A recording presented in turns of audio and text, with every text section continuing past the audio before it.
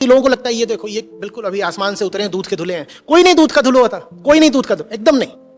पहला तो एक ही ऐसे होते हैं ना सब, फिर धीरे धीरे आगे बढ़ते हैं, चीजों को समझते हैं, उनकी चेतना आगे बढ़ती है। और कई बार तो आपके दोष आपको पता भी नहीं होते।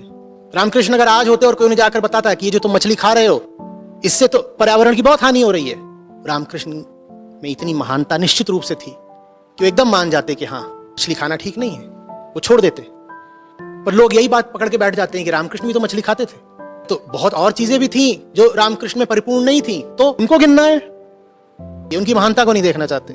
जहां तुम्हें दोष दिख गया वही पकड़ लेते हो। इसलिए खाते थे क्योंकि इंसान थे और हर इंसान में कमियां हो सकती हैं। इतना हक ऊंचे से ऊंचे आदमी को दिया करो कि उसमें कुछ कमियां हो सकती हैं, कुछ कमजोरियां हो सकती हैं। इस बात को स्वीकार करो, एक्नॉलेज करो कि हाँ उसमें ये दोष है, और फिर कहो लेकिन ये चीज नहीं सीखनी है मुझे उनसे मुझे क्या सीखना है जो सीखने लायक है। ऋषियों ने जिस मुंह से ब्रह्म उच्चारा था ना, उस मुंह में भी बैक्टीरिया लगे थे कुछ। किसी डेंटिस्ट के पास जाओ, बताएगा कितना भी साफ कर लो मुंह को, कुछ ना कुछ तो गंदगी बची जाती है, कुछ ना कुछ तो बैक्टीरिया रह जाते हैं। अब ऊंचे से ऊंचे दर्जे का श्लोक उसी मुंह से निकल रहा है, तुम्हें उस श्लोक पे ध्यान देना है या मुंह में जो बैक्टीरिया बैठा उस पे ध्यान देना है? बोलो जल्दी बोलो। हम बैक्टीरिया पे ध्यान देते हैं। हम कहते हैं देखो जिस मुंह से श्लोक निकला उसी मुंह में बैक्टीरिया था ना, इसका मतलब बैक्टीरिया बहुत सही चीज है।